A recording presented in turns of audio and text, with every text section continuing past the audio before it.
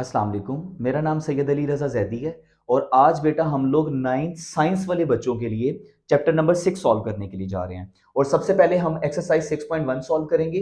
बेटा इस चैप्टर के अंदर, बल्कि मैं कहूँगा इस एक्सरसाइज के अंदर हमने दो कॉन्सेप्ट समझने हैं। एक हमारे पास होगा एचसीएफ, जिसे उर्दू में बोलते हैं आदे आज़म, और एक बेटा एलसीएम, जिसे हम ज़ू अज़ाफ़कल बोलते हैं। ठीक है, तो ये दो टॉपिक्स हमने यहाँ डिस्कस करने हैं।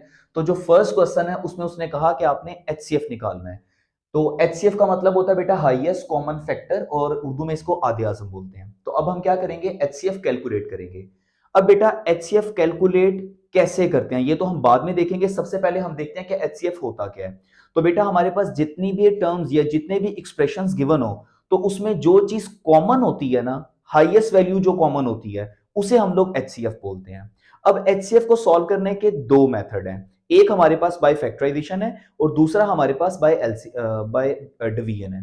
तो हम लोग क्या करेंगे, अभी जो क्वेश्चन नंबर 1 और क्वेश्चन नंबर 2 है, इसमें हम लोग सॉल्व करेंगे बाय फैक्टराइजेशन। तो जरा देखिएगा, हमारे पास लिखा हुआ है फर्स्ट क्वेश्चन में 39 एक्स की पावर 7 वाई की पावर 3 एंड जी, और लिखा हुआ है 91 एक्स की पावर 5 वाई की पावर 6 और जी की पावर 7। ठीक है, ये दो एक्सप्रेशंस मेरे पास गिवन है। तो सबसे पहले बेटा मैं क्या करूंगा, 39 मतलब इस एक्सप्रेशन को लिखा, और जो दूसरा एक्सप्रेशन था आपने इस तरह से उसके नीचे लिख लेना है। अब जरा देखिएगा, अगर 39 को फैक्टराइज कर लें तो हमारे पास जो इसके फैक्टर्स बनेंगे वो होगा 3 मल्टीप्लाई बाय 13, क्योंकि 13 को 3 से मल्टीप्लाई करें तो अगेन 39 आ जाता है।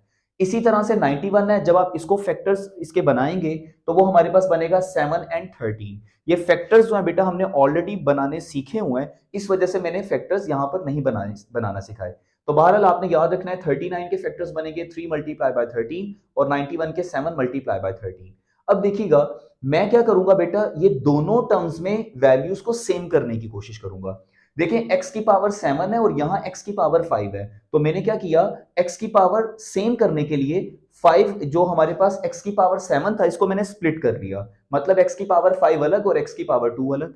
इसी तरह से x की पावर जो 5 थी वो एज इट इज आ गई है। अब जरा देखिएगा, यहां y की पावर 3 है और यहां y की पावर 6 है, मतलब ऊपर y 3 बार लिखा हुआ है और बेटा नीचे देखें तो कितनी बार लिखा है, 6 टाइम्स लिखा हुआ है। तो मैंने सेम करने के लिए ये y की पावर 3 को एज इट इज लिखा, और ये जो y की पावर 6 थी इसकी जगह मैंने 3y सेपरेट कर लिए, 3 सेपरेट कर लिए, ताकि दोनों जगह सेम हो जाए।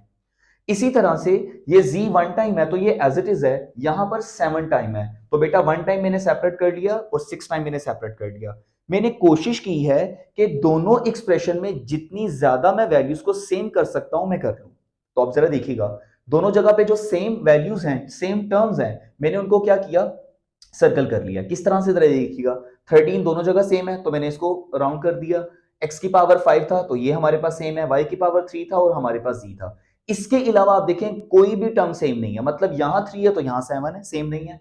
यहां x की पावर 2 है लेकिन इस एक्सप्रेशन में और x नहीं है।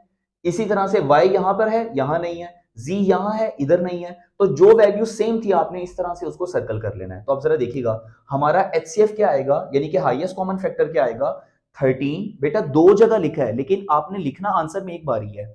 इसी तरह से x की पावर 5 सेम है तो x की पावर 5, y की पावर 3 सेम है तो y की पावर 3, और साथ z आ गया। ये y की पावर 3 को मैंने इसके साथ सेम किया, आप इसके साथ भी कर सकते हैं, ठीक है, किसी एक के साथ आप लोग कर लें। तो ये हमारे पास क्या होगा, एचसीएफ आएगा। मतलब दो एक्सप्रेशन में जो चीजें सेम होंगी वो हमारा एचसीएफ होगा। नेक्स्ट जरा देखिएगा, सेकंड जो पार्ट है इसमें बेटा तीन टर्म्स दी हुई हैं, ये फर्स्ट है, ये सेकंड है, ये थर्ड है। तो सबसे पहले हमारे पास आएगा 102, तो मैंने पहले फर्स्ट एक्सप्रेशन को लिखा, फिर सेकंड को लिखा और फिर मैंने थर्ड को लिख लिया। अब बेटा यहां पर देखें 102, आप इसके फैक्टर्स बना लें, ठीक है। तो जब आप फैक्टर्स बनाएंगे तो हमारे पास एक फैक्टर 6 आएगा और एक 17 आएगा, क्योंकि 6 को 17 से मल्टीप्लाई करें तो हमारे पास क्या आ जाता है, 102। इसी तरह से 85 के बेटा जब फैक्टर्स बनाएंगे तो हम क्या करेंगे, 5 मल्टीप्लाई बाय 17, 17 5 बार 85 होता है।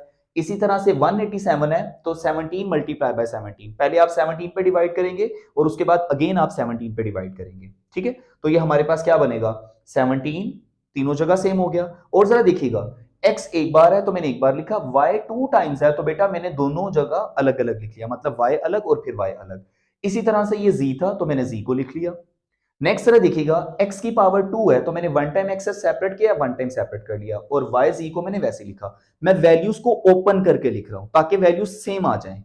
नेक्स्ट देखिएगा 17 और 17 तो वैसे ही है, एक्स वाई, यहां z 2 टाइम है तो z को मैंने 2 टाइम लिख लिया। अब दोनों जगह देखें क्या सेम बन रहा है।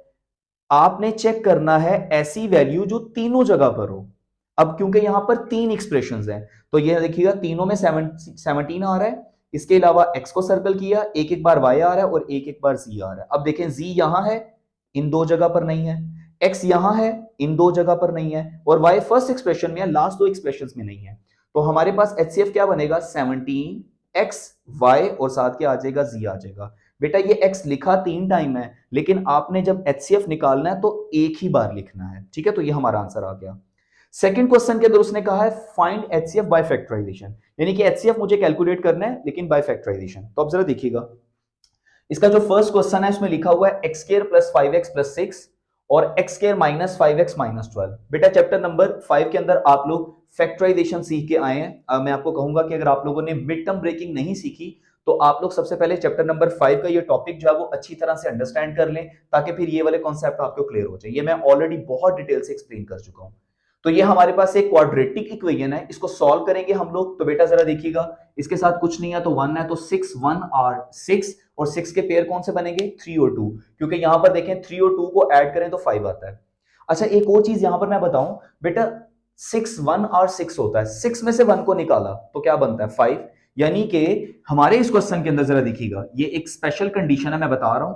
6 मल्टीप्लाई बाय 1 ये भी 6 होता है, और 3 मल्टीप्लाई बाय 2 ये भी 6 होता है। अब देखें इनको सब्ट्रैक्ट करें, अगर आप लोग 6 में से 1 को निकालें तब भी 5 होता है, और 3 और 2 को ऐड करें तब भी 5 होता है। तो मतलब ये तो एक ऐसा एक्सप्रेशन आ गया, मतलब दोनों फैक्टर्स यूज हो रहे हैं। तो अब हम कौन सा अप्लाई करेंगे यहां पर। तो बेटा आपने क्या करना है, आपने जब कभी भी ऐसा हो जाए कि एक से ज्यादा फैक्टर्स लग रहे हो, तो आपने क्या करना है, आपने कांस्टेंट वैल्यू को देखना है। कांस्टेंट के साथ क्या है, प्लस। अगर कांस्टेंट के साथ प्लस हो तो आपने वो पेयर सिलेक्ट करना है जिनको प्लस करके सेंटर वाली वैल्यू बन रही है। मतलब देखें ये जो मैं यहां पर 3 और 2 को ऐड करके 5 बना रहा हूं ना, तो मतलब ये वाला पेयर लगेगा। अगर कांस्टेंट के साथ माइनस होता तो फिर मैं 6 और 1 वाला पेयर लगाता, क्योंकि 6 और 1 को माइनस करके 5 आता है। तो मैंने देखा कांस्टेंट के साथ प्लस है, तो बेटा मैंने प्लस वाला पेयर लगाया, 3 और 2 वाला। तो मैंने लिखा 3x प्लस 2x। अब बेटा फिर अगेन फर्स्ट 2 टर्म्स में से कॉमन, नेक्स्ट 2 टर्म्स में से कॉमन, तो x कॉमन निकाला, बचेगा x प्लस 3, यहां से 2 कॉमन आएगा x प्लस 3, ब्रैकेट में सेम है x प्लस 3 वो लिखा, और बाकी आया x प्लस 2। सेम इसी तरह से x square minus 4x minus 12, और अगेन इसके साथ कुछ नहीं है, 1 होगा, 12 1 आर 12। तो बेटा पेयर कौन से बनेंगे, 6 मल्टीप्लाई बाय 2, क्योंकि 6 को 2 से मल्टीप्लाई करें तो हमारे पास कितना आ जाता है 12, और 6 में से 2 को सब्ट्रैक्ट करेंगे तो 4 आ जाएगा। तो मैंने लिखा minus 4x plus 2x minus 12। अब देखें सेंटर वाली वैल्यू को सॉल्व करें तो ये बनता है माइनस 6 में से 2 को सब्ट्रैक्ट करें तो आपके पास क्या आएगा, माइनस का 4x। अब हम क्या करेंगे, फर्स्ट 2 में से कॉमन, नेक्स्ट 2 में से कॉमन, x कॉमन आया तो x माइनस 6, यहां से 2 कॉमन आएगा x माइनस 6, ब्रैकेट में x माइनस 6 सेम है, तो मेरे पास x माइनस 6 आ गया, और बाकी आएगा x प्लस 2। तो अब जरा देखिएगा, एक क्वाड्रेटिक इक्वेशन को सॉल्व किया तो ये दो फैक्टर्स आए, इसको सॉल्व किया तो बेटा ये दो फैक्टर आए। तो हमने देखना है दोनों में सेम क्या है। मैंने बताया था HCF में क्या होता है, हाईएस्ट कॉमन फैक्टर। तो हमने कॉमन फैक्टर देखा, यहां x प्लस 2 है तो यहां भी x प्लस 2 है, तो हमारा आंसर क्या आ जाएगा, x प्लस 2 आ जाएगा। नेक्स्ट जो हमारे पास इसका सेकंड पार्ट है, इसकी बेटा 3 टर्म्स हैं, ये फर्स्ट है, ये सेकंड है, और ये थर्ड है। तो मैं बताता हूं मैंने कैसे एक्सप्लेन किया इसको। x cube as it is है, 27 की जगह मैंने लिखा 3 का cube. When 3 multiplying by itself 3 times, so we will have 27, because 3 times 3 equals to 9 and 9 times 3 equal to 27। तो देखिएगा यहां पर a cube minus B cube, already हम फॉर्मूलास डिस्कस कर चुके हुए हैं। a cube minus B cube किसके इक्वल होता है, a minus B A square plus A B plus B square, ठीक है। तो मैंने यहां पर फॉर्मूला अप्लाई कर दिया। अब x minus 3 as it is आएगा, x स्क्वायर प्लस 3x भी वैसे ही है, और 3 का स्क्वायर बेटा 9 हो जाएगा। ये दो हमारे पास यहां पर फैक्टर्स बन गए हैं। इसको फर्दर सॉल्व नहीं कर सकते क्योंकि यहां मिड टर्म ब्रेकिंग नहीं होगी, कोई पेयर नहीं बनता। नेक्स्ट देखिएगा, x square plus 6x minus 27, again यहां पर मिड टर्म ब्रेकिंग करेंगे हम लोग, तो 27 1 आर 27, और बेटा 9 3 आर 27, क्योंकि 9 में से जब 3 को सब्ट्रैक्ट करेंगे तो हमारे पास 6x आ जाएगा। अब अगेन फिर क्या करेंगे, फर्स्ट 2 में से कॉमन, नेक्स्ट 2 में से कॉमन, फर्स्ट 2 वैल्यूज में x कॉमन आया तो x प्लस 9, यहां से माइनस कॉमन आया, 3 कॉमन आया, x बचेगा, माइनस का साइन प्लस में चेंज हो जाएगा क्योंकि माइनस बाहर कॉमन निकाला, तो 3 मल्टीप्लाई बाय 9 इक्वल टू 27, यानी कि 3 बाहर कॉमन आया तो 9 रह गया। अब ब्रैकेट के अंदर x प्लस 9 सेम है, वो आ जाएगा और बाकी आएगा x माइनस 3। तो ये इसके फैक्टर्स आ गए। लास्ट जो हमारे पास एक्सप्रेशन है वो है 2x स्क्वायर माइनस 18। तो सबसे पहले देखा बेटा 2 को मैंने कॉमन निकाला और यहां पर क्या बचेगा, x का स्क्वायर माइनस 9। तो x square as it is है, 9 की जगह लिख सकते हैं 3 का स्क्वायर, क्योंकि आपको पता है मैं यहां पे अब फॉर्मूला बनाऊंगा x प्लस 3 x माइनस 3, मतलब एक बार प्लस में और एक बार माइनस में। तो अब जरा देखिएगा बेटा, एक ये हमारे पास फैक्टर्स बने, एक ये बने और दूसरा हमारे पास ये आ गए। अब हम देखेंगे तीनों में सेम क्या है। तो देखें x माइनस 3, x माइनस 3 और यहां भी x माइनस 3। तो x माइनस 3 तीनों में है, तो इसका मतलब क्या हुआ कि हमारा जो HCF है वो क्या आएगा, x माइनस 3। थर्ड पार्ट की तरफ चलते हैं। देखिएगा लिखा हुआ है x cube minus 2x square plus x। तो बेटा यहां पर एक चीज को नोटिस करना है, देखिए एक x कम से कम तीनों में है, मैं कॉमन निकाल सकता हूं। यहां 3 बार है, यहां 2 बार, यहां 1 बार। तो बेटा x को 1 टाइम कॉमन निकाल लिया, यहां बचेगा x का स्क्वायर माइनस 2x और x बाहर आ जाएगा तो 1 रह जाएगा। x एज इट इज है और यहां पर देखिएगा 1 को इस x स्क्वायर का कोएफिशिएंट कुछ नहीं है तो बेटा 1 होगा, तो 1 1 r 1 और पेयर भी यही बनेगा। तो माइनस 2x की जगह मैंने लिखा माइनस x और माइनस x, क्योंकि इनको सॉल्व करें तो अगेन ये बन जाएगा। अब आपने क्या करना है, ये x एज इट इज है तो मैंने अगेन क्या किया, फर्स्ट 2 में से और नेक्स्ट 2 में से कॉमन, x कॉमन निकालेंगे x माइनस 1 बचेगा, जब x बाहर आएगा तो 1। यहां से कुछ कॉमन नहीं आ रहा और हमने पढ़ा जब कुछ कॉमन आए तो 1 कॉमन निकाल लेते हैं। 1 कॉमन आया तो ये हमारे पास x रहा, प्लस का साइन माइनस में चेंज क्योंकि माइनस बाहर निकाला और 1 आ गया साथ। ठीक हो गया। तो हमारे पास अब देखिएगा ये x एज इट इज है, ब्रैकेट में वैल्यू सेम आई है, मतलब सही किया हमने। तो x माइनस 1 और बाकी बचा x माइनस 1, तो ये x माइनस 1 आ गया। तो ये मैंने फर्स्ट जो हमारे पास एक्सप्रेशन था उसके फैक्टर्स बना लिए। सेकंड के देखिएगा x square plus 2x minus 3, again 3 1 और 3। तो 3 को में से 1 को सब्ट्रैक्ट कर दें तो कितना आ जाता है, 2 आ जाता है। तो मैंने लिखा 3x माइनस x, क्योंकि इन दो को सॉल्व करेंगे तो हमारे पास अगेन ये वैल्यू आएगी। तो फर्स्ट 2 में से कॉमन, नेक्स्ट 2 में से कॉमन, तो x कॉमन निकाला x प्लस 3, यहां से माइनस 1 कॉमन निकाला x प्लस 3। x प्लस 3 और x प्लस 3 सेम थे और साथ हमारे पास आ जाएगा x माइनस 1। ठीक है, तो ये हमारे पास इसके फैक्टर्स बन गए हैं। जो थर्ड एक्सप्रेशन था वो ये यहां से स्टार्ट है, x का स्क्वायर प्लस 3x माइनस 4। तो अगेन 4 1 और 4 और 4 में से 1 को सब्ट्रैक्ट करेंगे तो 3 आ जाएगा। ठीक है, ये बेटा मैंने आपको पहले इसी वजह से बोला क्योंकि मैं फैक्टराइजेशन यहां एक्सप्लेन नहीं कर रहा, ऑलरेडी हम लोग एक्सरसाइज 5.2 के अंदर बड़ी डिटेल से सॉल्व कर चुके हैं। तो आप लोग को अगर फैक्टराइजेशन यानी कि मिड टर्म ब्रेकिंग नहीं आती तो आप सबसे पहले एक्सरसाइज 5.2 देखें, वहां से इस टॉपिक को अच्छी तरह से अंडरस्टैंड करें। ठीक है, और देन जो है फिर ये वाली एक्सरसाइज सॉल्व करें। तो देखिएगा x square plus 3x minus 4, तो बेटा 4 और 1 वाला फैक्टर लगेगा, तो 4x और ये 1x आ गया। 4 में से 1 को सब्ट्रैक्ट करेंगे ये आ जाएगा। ये बात वहां भी मैंने बेटा बताई थी कि जो भी वैल्यूज को हम लिखेंगे उनको आपस में सॉल्व करें तो ऊपर वाली वैल्यू लाजमी आनी चाहिए। तो मतलब देखें ना, 4 में से 1 को सब्ट्रैक्ट किया तो फिर 3 आ जाएगा हमारे पास। अब हम क्या करेंगे, फर्स्ट 2 वैल्यूज में से कॉमन, नेक्स्ट 2 में से कॉमन। तो यहां से हम लोग क्या करेंगे, फर्स्ट 2 वैल्यूज में से मैंने x कॉमन निकाला तो यहां बचेगा x प्लस 4, ये x प्लस 4 आ गया। लास्ट 2 टर्म्स में से मैंने माइनस को कॉमन निकाला और कुछ कॉमन नहीं आ रहा तो 1 कॉमन आ जाएगा और अंदर वाली वैल्यूज के साइन चेंज, तो x प्लस 4। ब्रैकेट में वैल्यू सेम है तो x प्लस 4 को लिखा और बाकी मेरे पास बचेगा x माइनस 1, तो x माइनस 1। तो अब बेटा हमारे पास 3 आंसर्स आ चुके हुए हैं, एक बेटा ये है, एक ये है और एक ये आ गया हुआ है। तो अब जरा देखें तीनों में सेम क्या है। तो देखिएगा x माइनस 1, चाहे ये ले लें चाहे ये ले लें, एक ही बात है। एक बार x माइनस 1, यहां भी x माइनस 1 और बेटा यहां भी x माइनस 1। तो x माइनस 1 हमारे पास तीनों एक्सप्रेशंस में है, मतलब तीनों जो फैक्टर्स निकाले हैं तीनों में उसका आंसर आ रहा है। तो x माइनस 1 यहां पर हमारा क्या होगा, HCF होगा। नेक्स्ट जो है वो लिखा हुआ है 18x का cube minus 9x square plus 8x। Again 18 की जगह बेटा देखिए यहां 18 था, यहां 24 था, तो मुझे 6 का टेबल आता है, 6 टाइम्स 3 18 और 6 टाइम्स 4 24।